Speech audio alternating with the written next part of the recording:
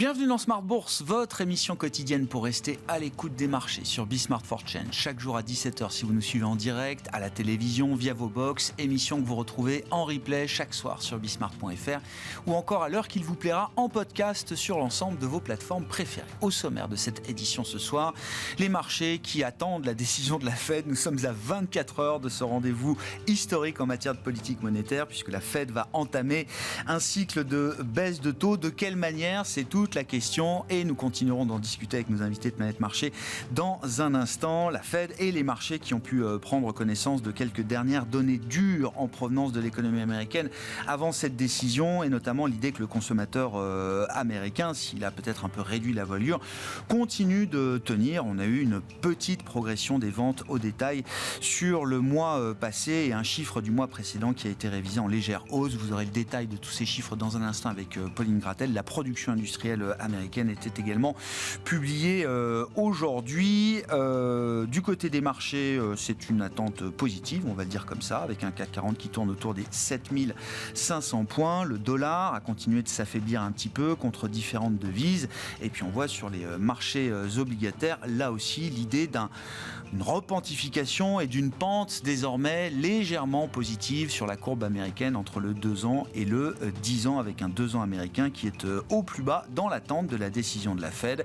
Tout ça nous amènera à parler également de stratégie d'allocation d'actifs. Ce sera le rendez-vous du dernier quart d'heure thématique de Smart Bourse ce soir. Et c'est Alain Bocabza qui sera avec nous, le responsable mondial de la stratégie d'allocation d'actifs de Société Générale CIB. Le mot d'ordre désormais, c'est celui de la redistribution.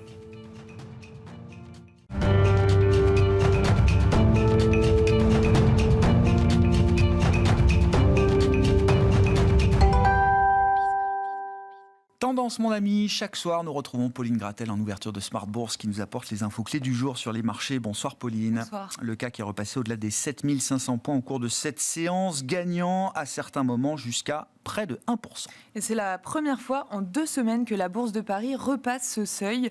Plus largement, les bourses européennes évoluent en hausse ce mardi. Aujourd'hui, la Réserve fédérale entame sa réunion de politique monétaire qui s'achèvera demain avec sa décision monétaire. Le marché attend évidemment une baisse des taux directeurs, mais reste encore très divisé sur la taille de la baisse qui sera délivrée. Réponse demain soir. Dans l'attente de cette décision, que peut-on observer du côté des marchés, notamment des marchés obligataires, Pauline ? Le rendement de l'obligation américaine à 2 ans a touché hier un plus bas de 2 ans et remonte un peu aujourd'hui au-delà de 3,55%. Le rendement de l'obligation américaine à 10 ans se maintient autour de 3,60%.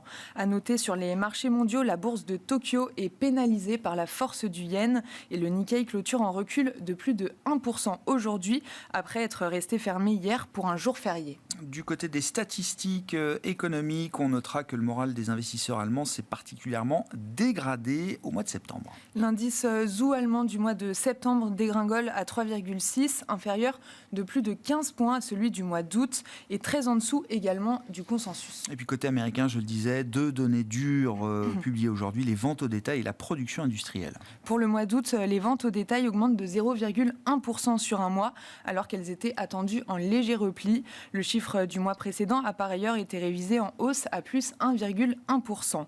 La production industrielle est en hausse de 0,8% sur un mois en août. C'est plus qu'anticipé par les analystes et bien au-delà des chiffres du mois dernier. Du côté des marchés boursiers, en Europe, la star du jour est Kingfisher. À Londres, le propriétaire de Brico Dépôt et Castorama est en tête du FTSE en hausse de plus de 6%. L'entreprise de bricolage relève ses objectifs annuels. Pour le premier semestre, le groupe fait état d'un bénéfice net stable, d'un chiffre d'affaires en léger recul, mais d'une marge brute en amélioration. La publication est globalement conforme aux attentes de l'entreprise. Et puis dans l'actualité des entreprises, Essilor Luxottica croit plus que jamais au développement des lunettes intelligentes et connectées. Et l'entreprise annonce aujourd'hui la poursuite de sa collaboration avec Meta pour développer des générations de lunettes intelligentes grâce à un nouvel accord de long terme. Cette collaboration a démarré en 2019 et l'an dernier, les 2 entreprises ont lancé des Ray-Ban Meta équipés avec l'IA. Meta ouvre en légère hausse aujourd'hui à Wall Street. Et donc, demain, pour ceux qui vivraient dans une grotte, Pauline ? La Fed, la Réserve fédérale, rendra sa décision monétaire demain et les investisseurs prendront aussi connaissance de la deuxième estimation de l'inflation en zone euro pour le mois d'août. Pauline Grattel avec nous chaque soir pour vous apporter les infos clés du jour sur les marchés.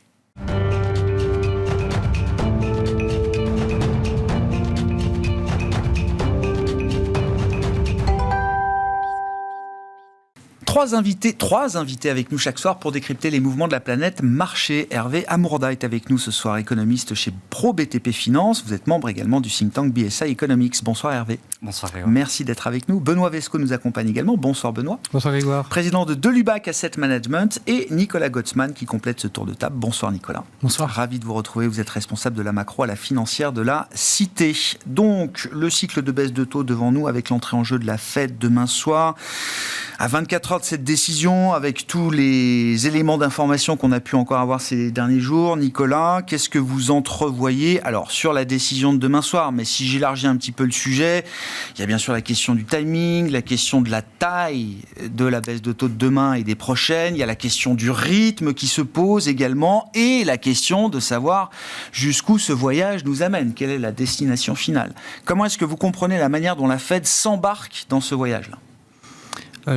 Ce qui est intéressant, c'est que pour la première fois depuis longtemps, on ne sait pas. Et on ne sait pas pour une bonne raison, c'est que je pense que le Conseil des gouverneurs aux États-Unis ne sait pas non plus. Ce qui était intéressant, c'était de voir, si je prends le discours de Jackson Hole de Jérôme Powell, qui est donc du mois d'août dernier, en fait, il avait laissé ouverte la porte à la possibilité d'une baisse de 50 points de base, ce qui avait étonné d'autres gouverneurs. On n'a pas eu trop de discours depuis, on en a eu quelques-uns, notamment un, je pense, important de Christopher Waller il y a 15 jours, qui lui aussi disait que la porte était ouverte, mais il semblait de sa part en fait que c'était plutôt pour un peu plus tard. Par contre, j'ai interprété ce discours comme étant une position où il n'allait pas s'opposer à une telle baisse de 50 points de base.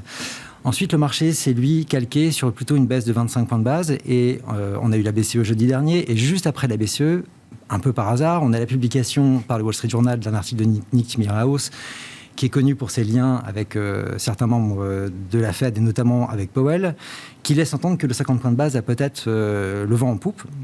Le marché s'est progressivement ajusté de façon intéressante, et juste au moment où Powell a l'habitude de passer ses coups de fil aux autres gouverneurs, aux autres présidents de banques centrales, et donc évidemment dans une position un peu plus favorable, c'est-à-dire que si le marché s'ajuste et prévoit les 50 points de base, évidemment c'est beaucoup plus facile de convaincre les copains qu'on peut aller vers les 50 points de base.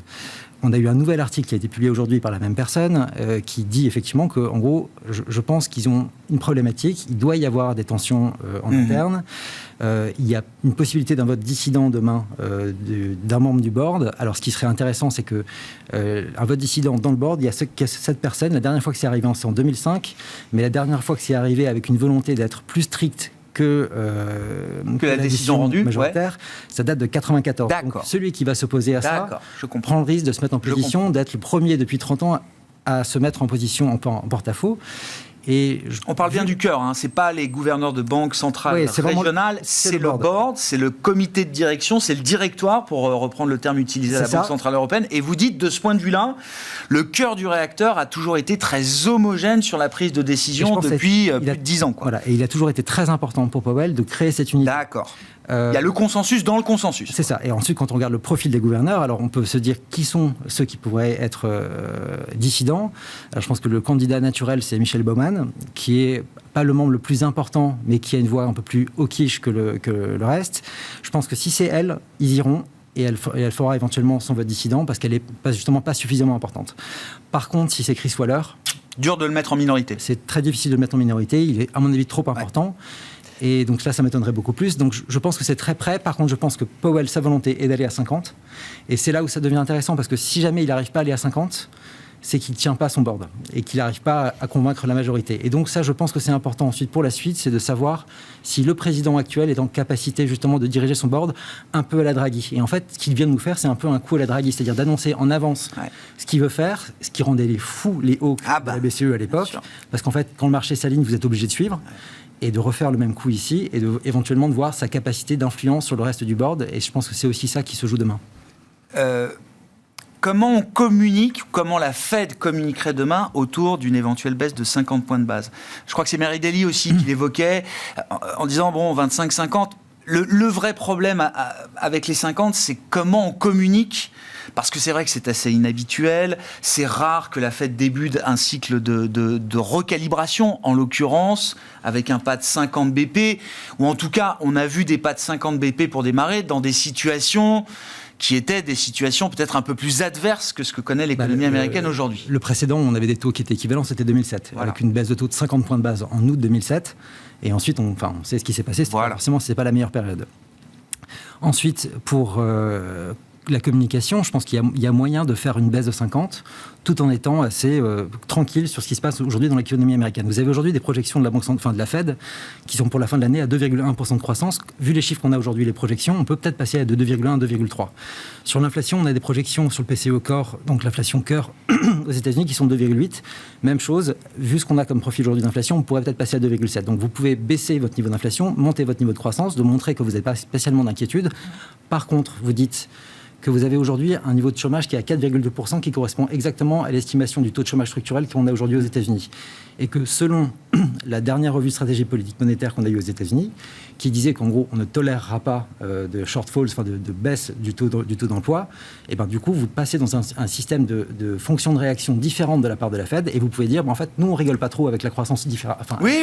Au contraire de la BCE, c'est aussi important. Oui. C'est beaucoup plus, c'est très important. Ouais. Et du coup, on adopte une fonction de réaction différente. On ne rigole pas avec la croissance, on ne rigole pas avec l'emploi, et du coup, on réagit de façon différente, et on ne tolérera pas une baisse trop importante de l'emploi.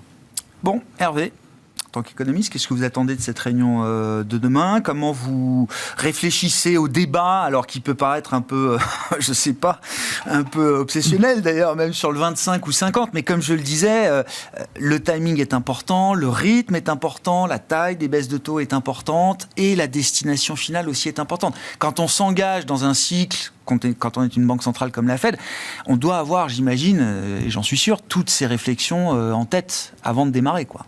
Oui, absolument. Moi, je crois qu'il y a déjà deux éléments qui ont été cités. C'est compliqué d'aller contre ce qui a été déclaré par Nick Timiraos. On voit qu'historiquement, ça a toujours été plutôt vérifié. Attends, je fais la parenthèse parce que c'est important. Moi, je crois que j'ai découvert Nick Timiraos peut-être au moment de 2022, dans cette période-là. C'est donc le journaliste Fed du Wall Street Journal qui, effectivement, a des accès, c'est un journaliste qui fait son travail, qui a des accès privilégiés peut-être, en tout cas, au sein de la Réserve fédérale américaine. Et donc, au démarrage du cycle de hausse de taux, la Fed commence en mars 2022 avec 25 points de base. Ensuite, on passe à 50. Je parle sous ton contrôle, Nicolas, aussi. 50, le pas suivant. 75. Et arrive le mois de juin, où Powell signale 10 jours avant la réunion que 50 reste la bonne taille, reste le bon pas pour le meeting de juin. Et pouf, entre-temps, un article de Nick Timiraos qui sort, qui dit que ce sera peut-être finalement 75. Et la Fed effectivement fait 75. De là, imaginez que Powell a pu utiliser ce genre de communication non officielle pour signaler 75. En tout cas, il y a ce précédent-là qui est dans tous les esprits, pour bien donner la perspective et le contexte de qui est Nick Timiraos et pourquoi on ne peut pas aller donc contre Nick Timiraos. C'est ça. On ne peut pas aller contre la Fed, mais on ne peut même pas aller contre Nick Timiraos. C'est ça, Hervé. Très difficile, surtout pendant cette fameuse période, la quiet période, puisqu'on sait que c'est un des seuls finalement à avoir des informations privilégiées. Donc ça c'est ma première difficulté. J'entends. Quelque part dans le raisonnement. Ma deuxième difficulté, c'est que même si effectivement il y a un consensus d'une centaine d'économistes aujourd'hui qui anticipent 25 points de base demain, dont je fais partie.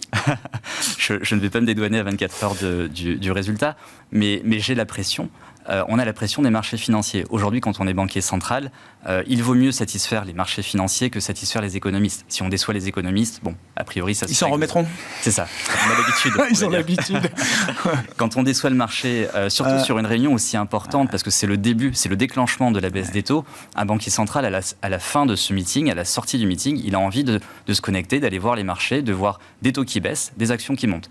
Si à la fin, il ne le voit pas parce qu'il a déçu le marché, alors ça commence mal dans ce cycle de baisse de taux. Donc c'est vraiment les deux éléments, aujourd'hui, les deux arguments qui vont un peu contre cette attente de 50 BP demain. Pour autant, j'imagine toujours un scénario où on pourrait avoir 25 BP demain. En tout cas, ça reste mon scénario. Et je pense qu'on pourrait s'en sortir par les dots. C'est-à-dire que finalement, aujourd'hui, ce qui est pricé, c'est quelque chose de très agressif pour la fin d'année. À mon sens, c'est plus de 100 BP de baisse de taux. Hein. Oui, on doit être à 120. 120, c'est ça. Moi, j'avais 120 effectivement sur ces derniers jours. Ouais. Mais pour moi, on a 3 échelles de temps différentes. Alors, on a le marché, les investisseurs, et on sait que le 31-12, c'est très important. Et donc, le pricing jusqu'au 31-12, eh bien, il reflète aussi un petit peu ça. Donc, nos envies sur les taux longs, nos envies sur les taux courts, sur l'ensemble de la courbe, sur la quantification, sur tout ça. On a le temps de Jérôme Powell. On sait que c'est du moyen terme, c'est du 2 ans. Très souvent, l'indicateur financier qu'il cite, c'est le niveau du 2 ans. Alors, Pauline l'a dit tout à l'heure, on est à un niveau historique, enfin, plutôt très bas. Même si ça a légèrement remonté, mais voilà. Donc, est-ce que lui est à l'aise avec ça? C'est possible, parce qu'on price l'ensemble des baisses de taux dans ce 2 ans. Et puis, il y a le temps macroéconomique, celui finalement que les économistes préfèrent, et ça vient reboucler avec votre question, qui est le point final, le point d'arrêt de tout ça, ce fameux taux neutre. Alors, on aime beaucoup débattre sur le taux neutre, parce que finalement, on n'a jamais tort.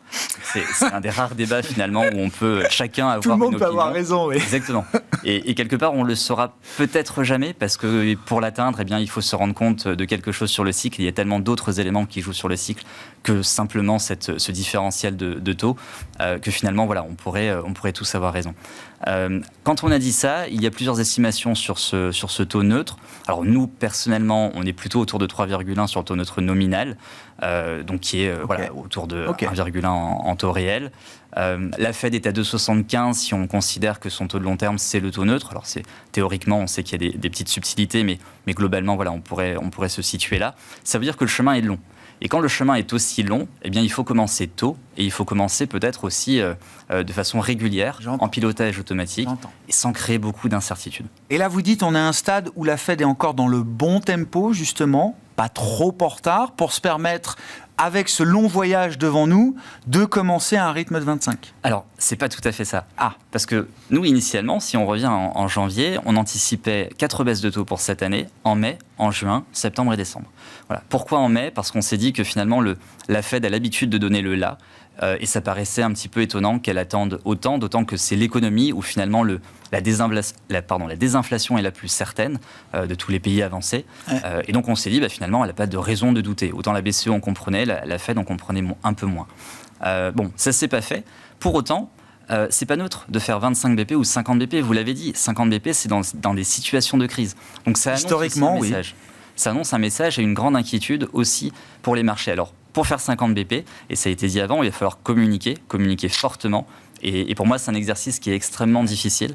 Et donc, c'est pour ça que je reste encore du camp des 25 BP, mais je comprends les arguments du et être sûr, effectivement, que la communication, si c'était 50 BP, au sein du board, serait une communication homogène, unanime et... Oui, il n'y aurait pas de craquement de ce point de vue-là s'il faut tenir une communication autour des 50 BP. Ça, je pense pas. Ils sont suffisamment sérieux pour se mettre d'accord. Et une fois qu'on est d'accord, on défend la même chose tous ensemble.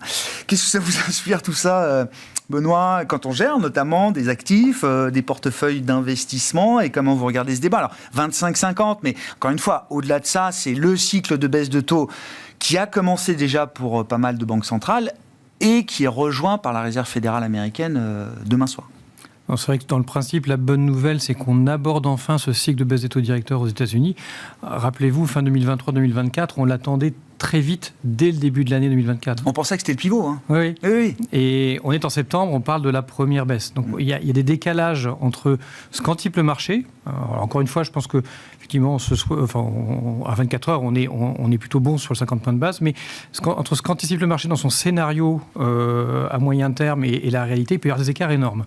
Après, alors ce 50 points de base, il est assez étonnant et on voit bien dans les discussions qu'on a eues là en introduction, il va falloir l'accompagner d'un discours. Parce que normalement, 50 points de base, c'est un événement exogène, c'est un besoin de retour de la confiance des marchés. Ça se justifie d'une manière un peu particulière, ce qui n'est pas le cas du tout actuellement. Non. On a un scénario de ralentissement économique qui est relativement doux, qui est plutôt bien orchestré pour le moment. Donc, je dirais que de ce côté-là, tout va bien. Donc, il n'y a pas d'urgence. Après, là, on est très focalisé sur ce rythme-là. Alors, ça veut peut-être dire aussi, comme on le disait tout à l'heure, que la Fed a pris un petit peu de retard. Alors, ils ne vont pas le dire comme ça, il va falloir qu'ils l'accompagnent justement complètement différemment. Ça, c'est peut-être la réalité. Ça veut peut-être dire aussi quand même que cette période électorale, elle perturbe. Elle envoie des signaux. Il faut que la Fed apparaisse comme pro-croissance plutôt comme anti-inflation. C'est c'est un peu délicat à gérer. Ce qui peut aussi envoyer des signaux un peu contradictoires au marché. Maintenant, que ce soit 25 ou 50 points de base, l'important, c'est un cycle de baisse des taux directeurs qu'on entame, qui a été une fois n'est pas coup de coutume devancé par la BCE, ce qui est quand même intéressant à signaler. Ça, c'est un élément important. Après, ce qui est vraiment intéressant pour nos investissements, c'est ce scénario, cet environnement macroéconomique. Ça ne change pas la donne, 25 ou 50 points de base. On est dans un ralentissement qui se fait en douceur, mais c'est quand même un ralentissement économique. On a moins de création d'emplois, mais ce n'est pas violent. On a un peu plus de taux de chômage, mais rien de dramatique. On voit que ça se dégrade un peu sur les indices ISM côté manufacturier. Ça tient bien sur les services. Donc tout ça est en train de se mettre en place de manière relativement mesurée. Un scénario de baisse des taux directeurs est plutôt positif pour les marchés. Ça ne veut pas dire qu'il n'y aura pas des à-coups et des moments d'inquiétude. On en a vécu un peu cet été à la rentrée. On va jouer à se faire peur, on va continuer dans ce moment-là un peu entre deux.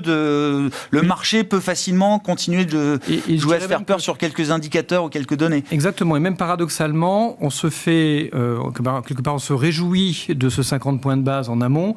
On peut s'inquiéter s'il n'est pas très bien accompagné après coup de ce 50 points de base, en disant mais mince, est-ce qu'il y a quelque chose qu'on a loupé qu'on n'a pas vu? Voilà, exactement. Que la Fed a vu et pas nous. Voilà, les marchés aiment bien dans ces cas-là passer d'un extrême à l'autre. Mais clairement, il y a bien ce scénario qu'il faut accompagner. La Réserve fédérale est en train de le faire et on va avoir des à-coups sur les marchés en se disant mais attention, ce ralentissement économique se met en place et donc qu'est-ce qui se passe pour les marchés? Et là, on voit bien que depuis cet été, notamment sur les marchés actions, on a changé un peu de nature. Il y a eu de la rotation. On voit bien que sur les S&P 500, ça cale un peu, que ça tourne. Quand on regarde les 7 magnifiques, les fameux 7 magnifiques, depuis 2 mois, c'est pas incroyable comme période, mais depuis 2 mois, ils ne surperforment plus. Bon, c'est un petit signal qu'il y a un changement un peu d'état d'esprit des investisseurs. Ça reste un trade très plébiscité, on l'a vu, l'enquête BOFA mensuelle est sortie sur ce que font les gérants, mais effectivement c'est un trade un peu moins surpeuplé mois après mois. Exactement. Depuis 3 mois.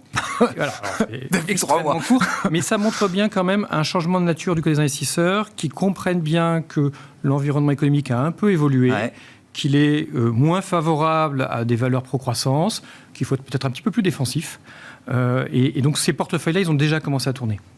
Et ça, c'est une tendance de voir effectivement des valeurs défensives, on parle des valeurs proxy bonds aussi, revenir un petit peu sur le devant de la scène, ou est-ce que c'est plus des positions d'attente? Alors, on voit bien que le marché hésite encore parce que on est dans ce fameux scénario qui est au final quelque part un peu idéal, le ralentissement économique en douceur.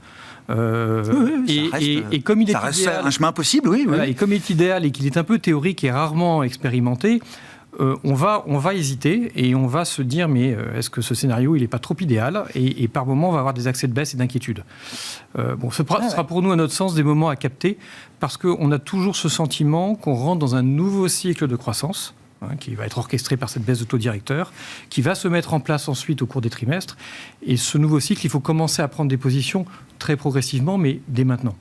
Et c'est tout ça qu'il faut commencer à mettre en place. Donc ça, c'est des périodes très intéressantes pour les compagnies. On a une période de changement, effectivement, de régime de marché peut-être pour la suite.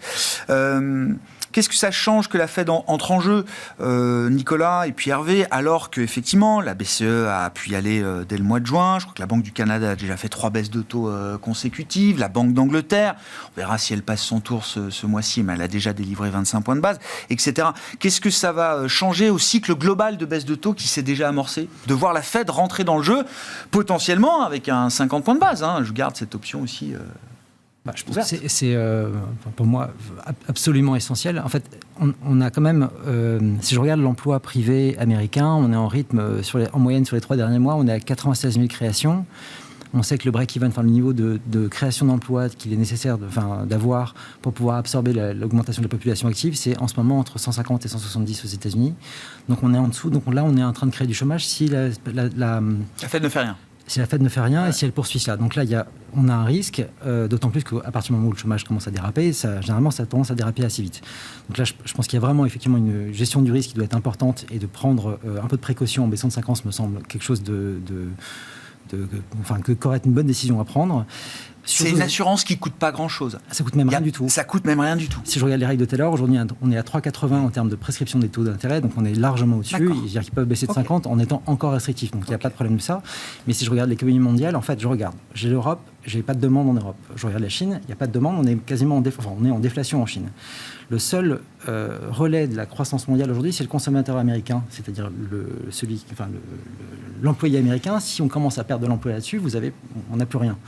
Donc c'est vraiment l'essentiel. Et effectivement, la décision de la Fed va emporter la décision pour l'ensemble de ce qui se passe dans le monde aujourd'hui. Mais quand on voit, encore une fois, la puissance déflationniste chinoise qui est en place, parce qu'aujourd'hui, la Chine, c'est quasiment 40% de la production manufacturière mondiale qui est en déflation, donc qui apporte ça au monde entier. Encore une fois, la zone euro qui est en décélération assez nette aujourd'hui.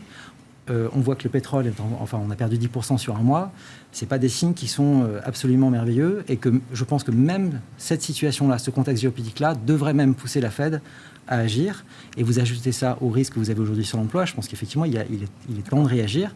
Je ne dis pas que le risque, on n'est pas dans le signal d'alarme encore, mais je pense qu'il est temps de prendre des assurances sur la situation pour ne pas se retrouver dans une situation qui serait effectivement trop compliquée. Et il vaut mieux être préventif que venir derrière. Et ce serait légitime que l'entrée en jeu de la Fed, qui plus est, si elle délivrait 50 points de base, résonne ailleurs dans le monde, dans d'autres banques centrales, et peut-être les libère un peu de la retenue qu'elle pouvait avoir jusqu'à présent. Je sais pas, on a parlé de la Banque nationale suisse, il y a la gestion du Francfort, il y a d'autres banques centrales peut-être qui seraient contentes de pouvoir augmenter le pas incrémental de leur baisse de taux. Cela dit, elles sont déjà libres, elles pourraient réagir à peu près de la même façon. J'ai noté d'ailleurs avec intérêt que l'article de Nick Timiraos est sorti, je crois, 1 heure ou 2 heures après la fin du discours de Christine Lagarde.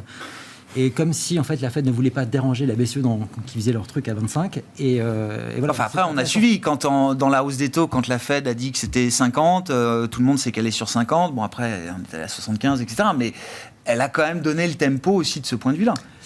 Alors, oui, elle a donné le tempo, mais encore une fois, si on regarde, je pense qu'une mesure qui est devenue essentielle aux États-Unis, qui était citée dans le FOMC, par le staff du FOMC depuis plus d'1 an maintenant, qui a été reprise par Powell dans les derniers discours, ça fait 3 discours qu'il en parle en même temps que le PIB, c'est ce qu'il appelle le PDFP, qui est la somme de la consommation privée et de l'investissement privé. Oui. Vous prenez ça, donc la demande domestique privée. C'est la croissance la plus domestique possible. Voilà, c'est le secteur privé. Secteur privé, très bien. Et la croissance aux États-Unis, en nominal, c'est 5,5%. Vous avez des taux à 5,3%. Donc vous êtes un acteur du secteur privé, vous avez une croissance à 5,5%, vous avez une contrainte de taux à 5,30%. Si je regarde en Europe, donc on a des taux à 3,50%. Le PDFP en Allemagne, on est à 1,4% en nominal. On est à 2,3% pour la France. Donc c'est un désastre. Et ce qui montre qu'on a une politique qui est beaucoup plus restrictive en Europe qu'elle ne l'est aux États-Unis. Beaucoup plus sur la croissance. Absolument. Ouais. Bon. Qu'est-ce que ça change pour la Banque Centrale Européenne et d'autres de voir la Fed entrer en jeu demain soir, Hervé ? Alors je pense que c'est rassurant. C'est rassurant pour la Banque Centrale Européenne, d'abord pour la devise, parce qu'on sait qu'elle est très attentive à l'inflation importée. Et on l'a dit, en Chine, ça ne va pas bien et on risque d'avoir une désinflation importée provenant de Chine. Donc ça va être important finalement de ne pas rajouter un fardeau supplémentaire. Pour autant, je ne pense pas que le rythme de la Fed influence le rythme d'une autre banque centrale. Pour moi, c'est vraiment dicté par des facteurs domestiques, ce rythme-là. Le différentiel de taux, oui, effectivement, ça joue, mais globalement, si on va dans la même direction, il ne devrait pas y avoir de pression massive ou trop forte ou difficile à gérer pour la BCE et en tout cas pour l'euro. Donc de ce point de vue-là, je ne pense pas. Notons aussi que pour la BCE, finalement, elle a un chemin qui est extrêmement court. On attend globalement encore, on va dire, 4 baisses de taux. Ouais. Si Isabelle Schnabel le permet, parce qu'elle s'arrêterait bien avant. Et donc finalement, faire des baisses massives côté BCE, ça veut dire aussi sortir du jeu du stimulus et donc se retrouver dans une position où on risque de tous se retourner vers la BCE pour savoir qu'est-ce qu'elle peut faire pour stimuler l'économie européenne, qui ne va pas bien. Alors, à mon sens, qui ne va pas bien, pas pour des raisons de taux et de coûts de financement, mais pour des facteurs un peu plus structurels de compétitivité. On l'a vu, peut-être qu'on aura l'occasion d'en parler. Oui. Donc, c'est pas forcément quelque chose qu'on va gérer avec des baisses de taux, mais c'est vrai que voilà, ça laisse des munitions en moins pour la BCE. Ouais. Qu'on aura une BCE qui s'arrêterait, et c'est d'ailleurs ce que les marchés signalent un peu, qui s'arrêterait bien avant la Réserve fédérale américaine de ce point de vue-là. Sauf si la Fed accélère drastiquement, effectivement, la BCE s'arrêtera avant. Ouais. Bon, à côté européen, qu'est-ce que ça vous inspire? Effectivement, vous le notiez, Benoît, la BCE est quand même partie la première. Elle a déjà livré 2 fois 25 BP de baisse de taux. C'est vrai que le paradoxe, c'est que c'est plutôt en zone euro qu'on pourrait justifier 50 points de base pour démarrer. Bon, c'est pas ce qui s'est passé. Elle a moins de munitions, la BCE, donc elle doit peut-être aussi un peu les économiser pour les utiliser dans la durée. Ça, c'est aussi une difficulté pour elle. Et puis, elle est peut-être un peu plus, dans ses principes de fondateur, un peu plus dogmatique que la Réserve fédérale américaine, qui peut jouer entre la lutte contre l'inflation et le soutien à la croissance en fonction des circonstances, ce qui est beaucoup plus souple. Donc ça, c'est vrai que c'est aussi une difficulté de la BCE. Et ensuite, on vient de le citer tout à l'heure, elle va continuer à avoir les yeux rivés sur l'euro-dollar, puisque ça peut être un facteur d'inflation importée qui peut être une difficulté. Mais c'est vrai qu'elle est dans une situation qui est toujours plus compliquée parce que, mais ça on le sait tous, c'est une zone qui est moins flexible, moins dynamique, et donc il y a moins de leviers pour jouer dans des cycles comme ça, entre différents soutiens qu'elle n'a pas vraiment à sa main. Bon. Beaucoup avaient peur de voir l'euro fortement baisser quand la BCE tirait la première. L'euro, c'est quand même plutôt apprécié sur la période, si je ne dis pas de bêtises. Oui, il n'y a pas eu de choc baissier sur l'euro quand la BCE a baissé en juin dernier. Elle a bénéficié de ces anticipations de baisse de taux directeurs qu'on avait, qui étaient peut-être un petit peu trop optimistes, un peu trop rapides en tout cas, mais qui ont permis de favoriser l'euro et de limiter ces pressions-là. C'est clair. Dans le jeu des banques centrales, on a beaucoup parlé aussi alors du yen et de la Banque du Japon, qui, elle, est à rebours, évidemment, du cycle mondial. Tout ça pour dire un mot de ce qui s'est passé aussi cet été sur les marchés, en l'occurrence, Benoît, l'épisode du 5 août. Visiblement, il y a eu, visiblement, plus que visiblement, la première semaine de septembre, qui était un peu la semaine de rentrée, a été aussi un peu compliquée à nouveau sur les marchés. Quels enseignements vous tirez de ces épisodes? À quoi est lié ce stress qui a été un peu global sur les marchés? Et est-ce que ce sont des sujets derrière nous, ou est-ce que c'est un environnement de marché dans lequel il faut rester plus que jamais attentif à des mouvements qui peuvent être violents, hein. Le 5 août a été violent. Oui, ça montre la fragilité un peu cachée des marchés, qui pour le moment se rassure par ce cycle de baisse des taux directeurs et qui en fait ne va pas résoudre tout à court terme. C'est-à-dire que c'est toujours pareil, hein. S'il y a bien un cycle de baisse des taux directeurs, c'est qu'il y a eu une politique restrictive en amont et que cette politique restrictive, elle a des effets et que ces effets, ils vont s'estomper une fois que les politiques de baisse de taux directeurs se seront clairement mis en place. Et on est bien dans cette période-là où l'économie est fragile. Alors en zone euro, on l'a bien dit et clairement, et de manière malheureusement parfois un peu structurelle, mais aussi aux États-Unis de manière plus conjoncturelle. Et ça, pour le moment, le marché l'a un peu occulté, enfin les marchés actions en particulier l'ont un peu occulté. Quand on regarde les marchés obligataires, j'ai plutôt le sentiment qu'ils ont bien compris le sujet. En Europe En Europe, aux États-Unis, que les taux longs sont déjà à des niveaux, on commence à se poser des questions en se disant mais il y a une fragilité économique. Quand on regarde d'autres indicateurs comme les prix du pétrole ou autres, bien sûr, on voit bien qu'il se passe des choses. Les matières premières ont baissé fortement tout au long de l'été, quand même. Donc on a encore des marchés, enfin c'est toujours ce scénario un peu où les marchés actions se rassurent par la baisse des taux et la baisse des taux est justifiée par un ralentissement économique. Donc ça tient un peu, mais à un moment donné, il y a quand même ce retour à la réalité du côté des marchés actions. C'est là qu'il y aura des ajustements à faire. Parallèlement, stratégiquement, il y a aussi beaucoup de choses intéressantes à faire dans les portefeuilles sur les marchés obligataires. L'année 2022, enfin les années 2022-2023 ont remis complètement au goût du jour cette poche qui, dans les portefeuilles, avait beaucoup de mal à générer de la valeur. Et à ce stade, alors qu'on est au début des baisses de taux, oui, les stratégies obligataires, ou en tout cas l'univers obligataire, crédit, reste un univers d'investissement incontournable. Enfin, je veux dire, c'est encore le moment d'être dans ces marchés-là aujourd'hui. Clairement. Et je dirais même, on a encore un peu de temps sur le monétaire. L'inflation baissera. Il n'y a pas d'urgence à quitter son petit monétaire confortable qui paye encore bien, là Il y a différentes stratégies à mettre en place. C'est-à-dire qu'il y a le court terme, garder du monétaire parce qu'il est fort probable que le monétaire mettre plus de temps à baisser, enfin il baissera plus, il y a un peu de lag moins vite que l'inflation. Donc on est toujours protégé de l'inflation quand on est sur du monétaire. Et ensuite sur la partie obligataire, bloquer des taux très rémunérateurs face à des perspectives d'inflation plus basses, à horizon 3-5 ans, c'est très intéressant de nos jours. Et avec, dans ce scénario de ralentissement économique plutôt en douceur, des taux de défaut, notamment sur la partie investment grade, quasiment inexistants, sur lesquels on ne sera pas vraiment mis à mal. Donc là, il y a vraiment des choses intéressantes à faire en complément d'une poche action qu'il va falloir remanier et sur lequel il faudra être un peu plus dynamique à court terme. Un mot du rapport Draghi, je ne sais pas. Qu'est-ce que ça inspire ? Est-ce que, je sais pas, est-ce que ça intéresse les marchés ? Est-ce que c'est une gourmandise intellectuelle dont on ne se privera pas ? Mais qu'est-ce que vous en avez retenu ? Et la réception du rapport Draghi aussi, qu'est-ce que vous en avez retenu, Nicolas ? Alors, je pense que c'est important, pas forcément à très court terme, parce qu'on va dire que la faiblesse des gouvernements en Europe aujourd'hui n'invite pas à une révolution.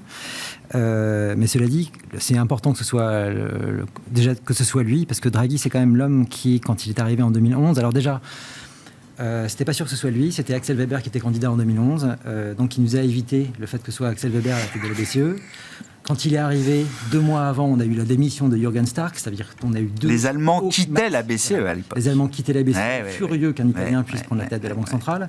Et à la fin, quand il avait préparé le terrain pour Christine Lagarde en 2019, on avait eu la démission de Sabine Lautenschlager, qui était donc, en gros, il a éliminé 3 Allemands hyper hauts du bord de la BCE, ce qui me semblait être une bonne nouvelle. Et curieusement, c'est la seule période où on a eu effectivement un regain de croissance en Europe, parce que Draghi a eu apporté quelque chose qui était un peu différent et qui a donné, je pense, un peu un élan différent à la Banque Centrale Européenne, qui lui a redonné une certaine crédibilité, qui malheureusement aujourd'hui est en train de justement retomber un peu dans ses vieux errements. Ce qu'on constate là, et quand on lit le rapport Draghi, quand vous regardez les premières pages, vous avez quelque chose qui me semble être un signal assez clair, c'est-à-dire de dire que donc c'est un rapport qui est... Alors déjà, c'est le changement de langage. C'est un rapport qui lui a été commandé sur la compétitivité. Or, le point dont il parle, c'est la productivité.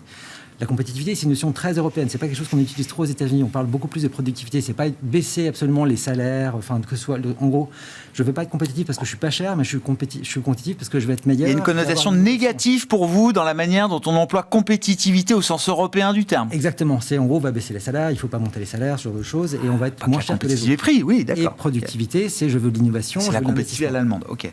Et voilà. Et donc, il apporte ça et il dit immédiatement dans le discours que la productivité est faible en Europe, notamment parce que la demande domestique est faible en Europe. Enfin, il n'est pas sans savoir, évidemment, que la demande domestique est sous contrôle total de la Banque Centrale Européenne et que donc, si la demande domestique en Europe est faible, c'est aussi à cause de la BCE et que même si, évidemment, son rapport, et je pense qu'il a l'élégance d'aller pas tirer sur la BCE directement dans son rapport, que le message est clair, que oui, si on veut un changement de politique, il faut une coordination beaucoup plus intéressante entre ce qui se passe au niveau budgétaire et au niveau monétaire en Europe. Et ce qui se passe aussi bien, ce qui s'est passé en 2011 et ce qui se passe là maintenant, c'est qu'on a eu des plans de relance qui ont été mis en place en 2008, suite à la grande crise financière, qui ont complètement été annihilés par une politique restrictive de la part de la BCE.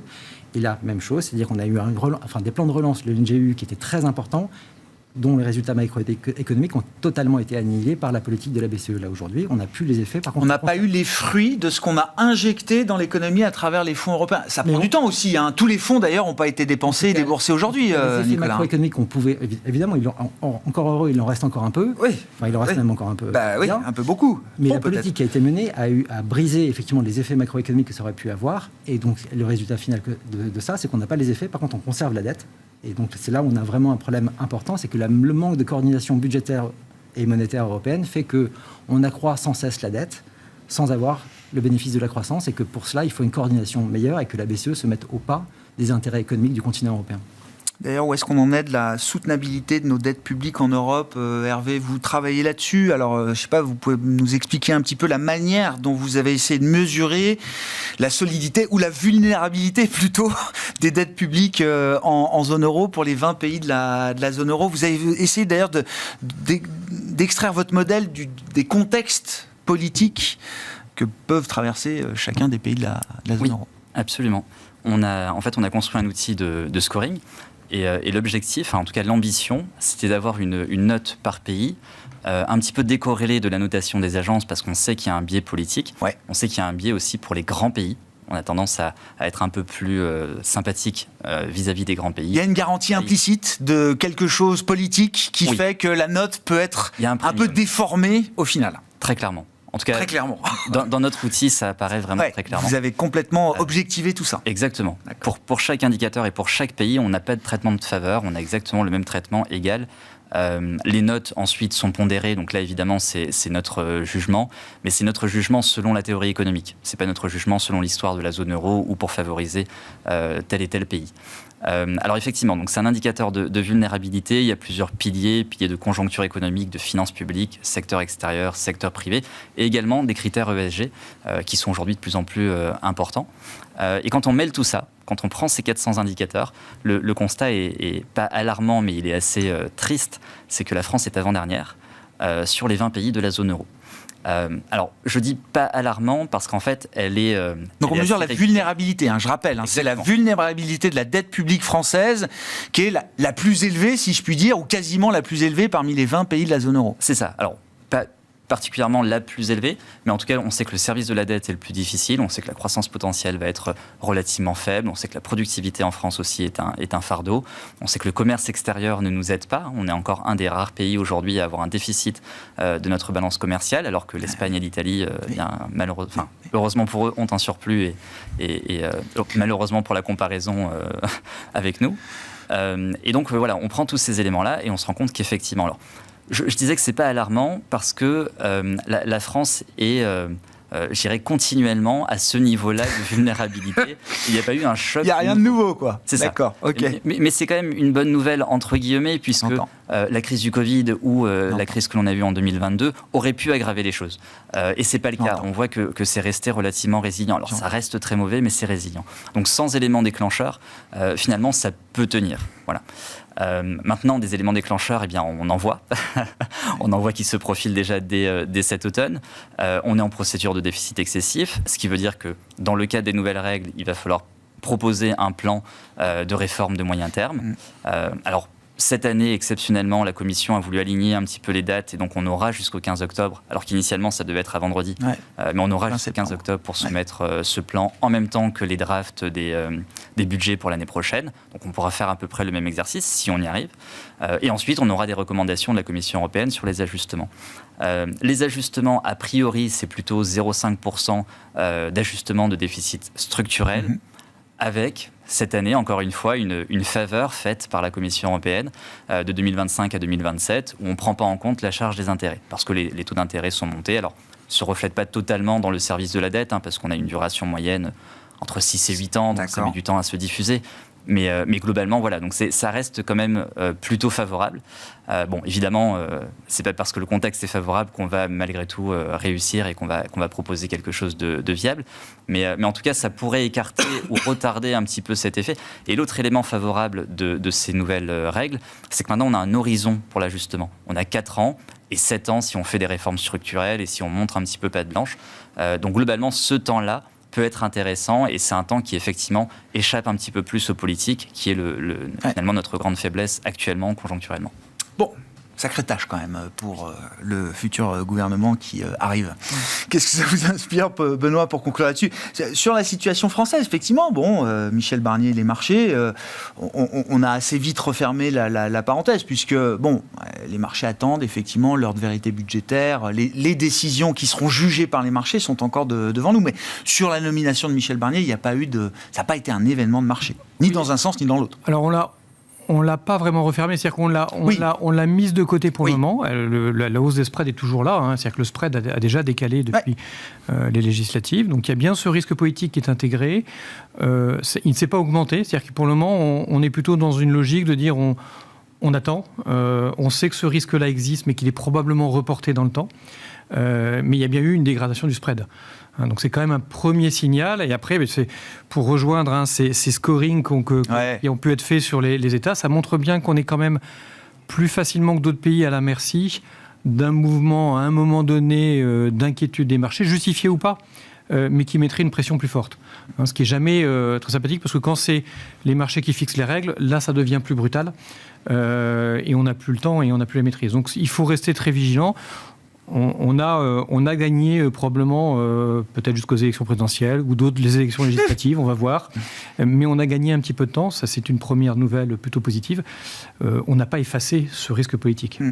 Oui, le spread n'a pas bougé. On reste autour de 66 points de base entre la France et l'Allemagne à ce stade. Merci beaucoup, messieurs. Merci d'avoir été les invités de Planète Marché ce soir. Benoît Vesco de Lubac Asset Management, Hervé Amourda, économiste chez Pro BTP Finance, membre également du think tank BSI Economics, et Nicolas Gutzmann, responsable de la macro à la Financière de la Cité.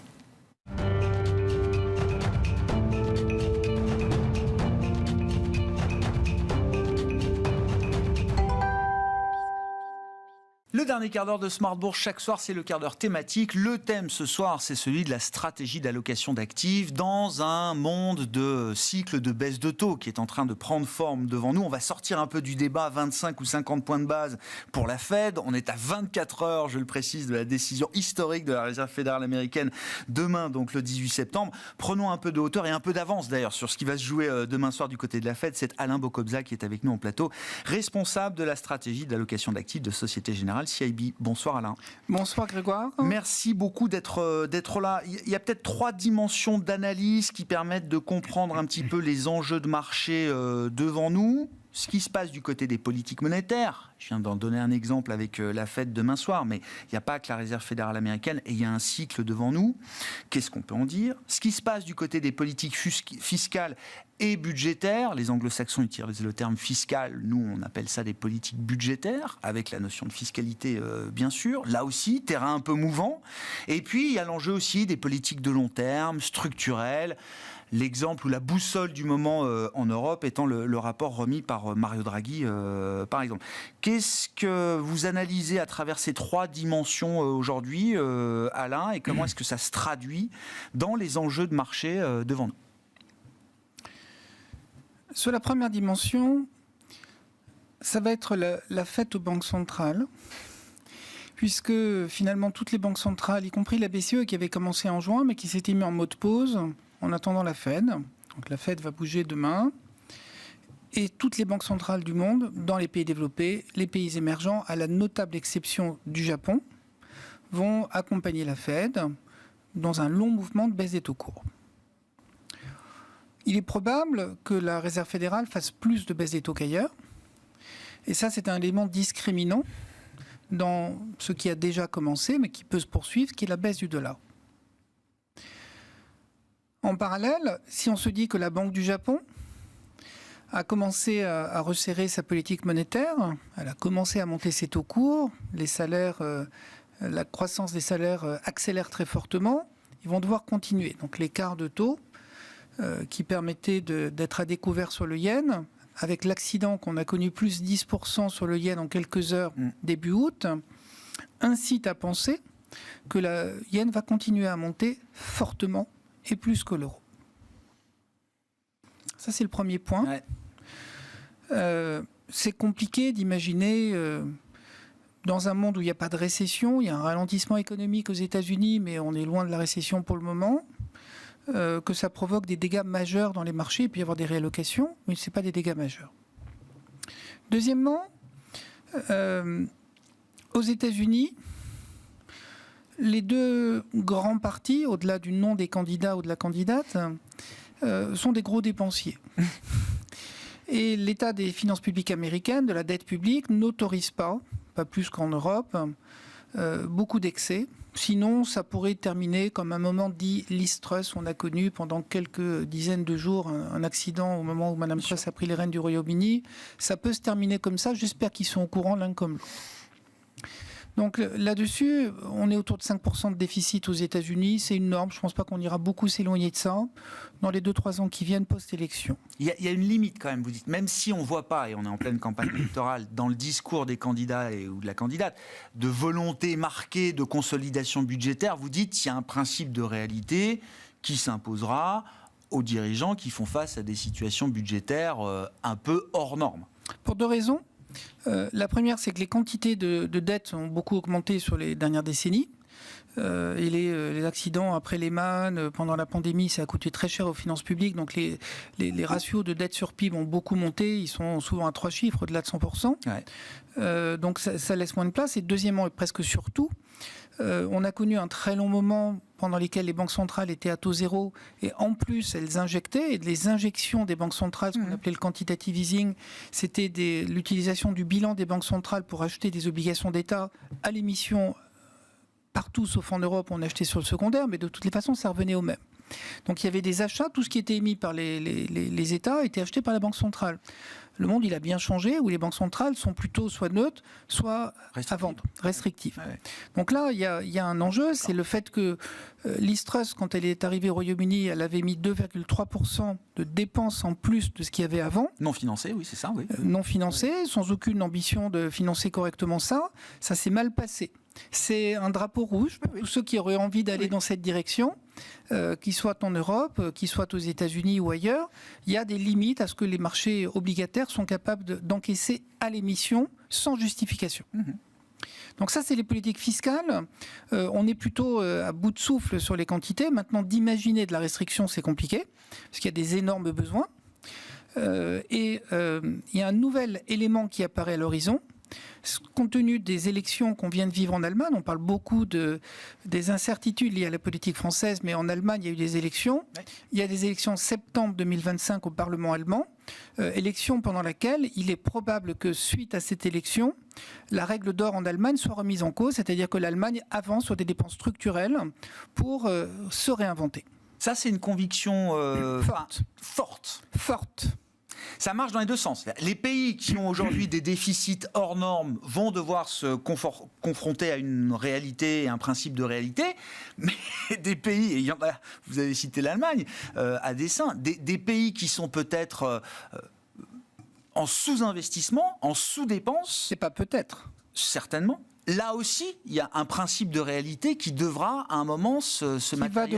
Qui va devoir s'imposer. L'enjeu, c'est... Et donc, ça provoque quelque part, dans le couple franco-allemand qui doit se réinventer, et peut-être au moins une partie du rapport Draghi, ce serait bien qu'on l'applique, parce qu'on parle du troisième élément, que sont les réformes de structure, ouais. Et de retrouver de la croissance et de la dynamique, c'est par de l'investissement et des réformes de structure. La politique fiscale est à bout de souffle, même si elle peut continuer à contribuer. Et la politique monétaire ne résout pas vraiment les problèmes de croissance. Ça peut apaiser des douleurs, mais c'est pas ça qui résout les problèmes. On a été 10 ans à taux zéro, j'ai pas l'impression que ça a résolu beaucoup de problèmes. Ça a empêché des catastrophes, mais les réformes de structure sont dans la politique publique. Là, on a 3 volets, sont essentiels. Il y a aussi dans les réformes de structure, je crois qu'elles ont été largement évoquées à cette antenne et un peu partout, donc c'est important d'en parler. Il y a 400 pages de rapports dans 2 rapports, mais il y a aussi l'interventionnisme d'État. On est sorti d'un monde dans lequel il y avait un laisser-faire, avec une volonté explicite, et la façon dont on intervient peut différer d'un pays à l'autre, d'une région à l'autre.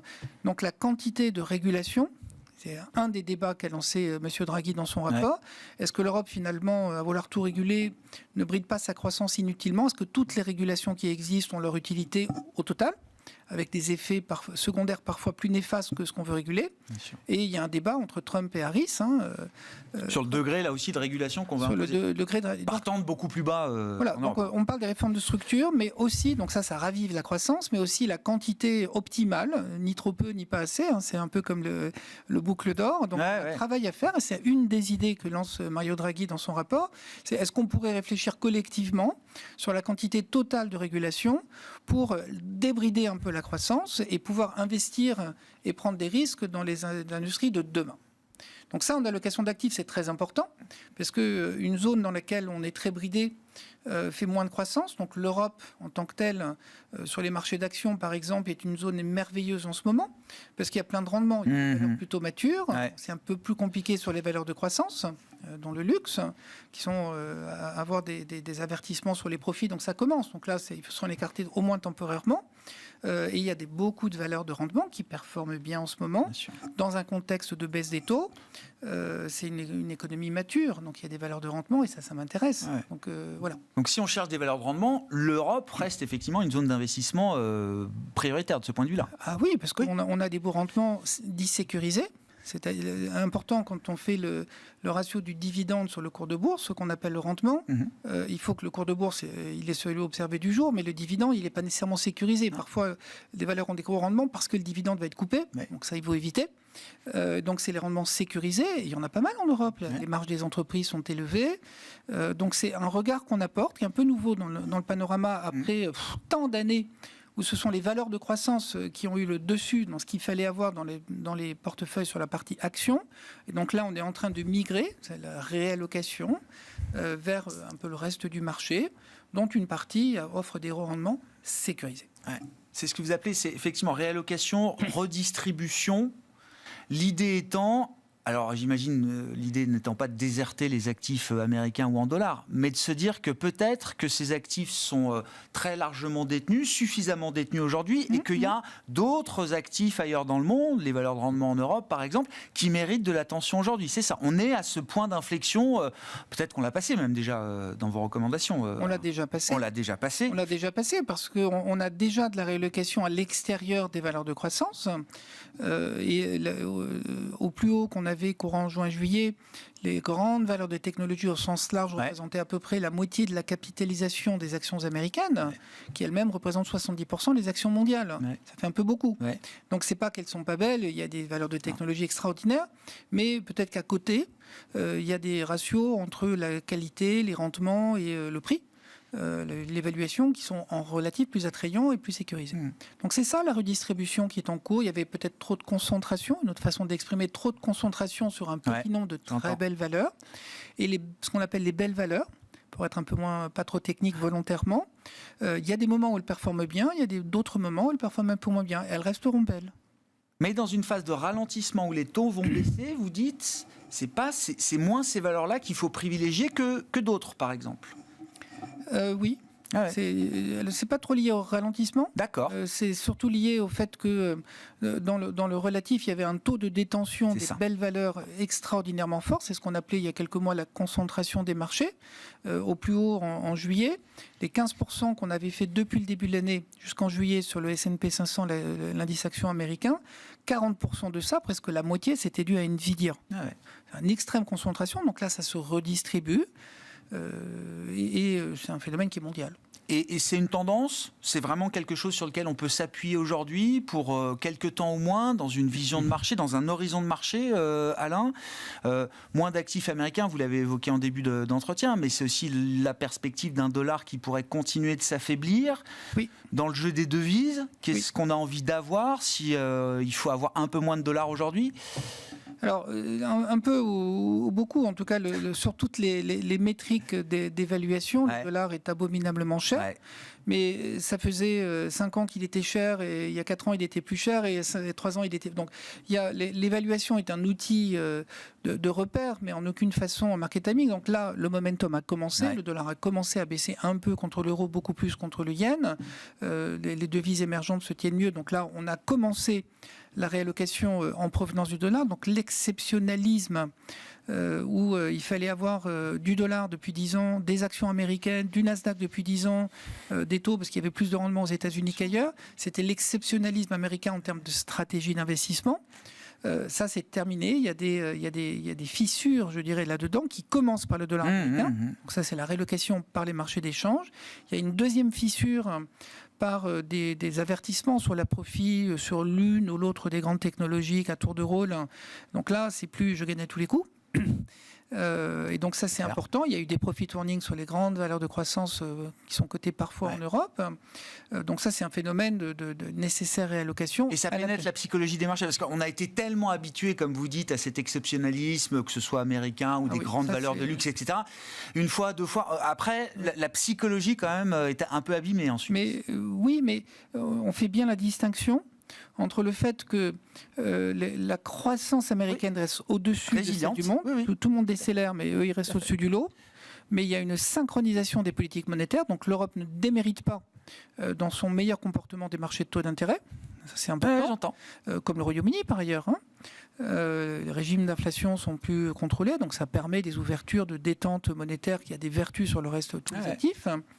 Voilà, donc ces réallocations sont importantes. Donc il y a de l'exceptionnalisme sur la conjoncture, mais il y a moins d'exceptionnalisme sur les territoires d'investissement. Sur l'investissement, oui, c'est ça. C'est bien les deux dimensions différentes. Bon, l'heure de la réallocation et de la redistribution. Alors, merci beaucoup Alain. Merci d'être venu nous éclairer sur les stratégies que vous recommandez effectivement pour le compte de Société Générale CIB. Vous êtes le responsable monde de la stratégie d'allocation d'actifs de SG CIB. Alain Bocobza qui était avec nous, l'invité de ce quart d'heure thématique de Smart Bourse ce soir.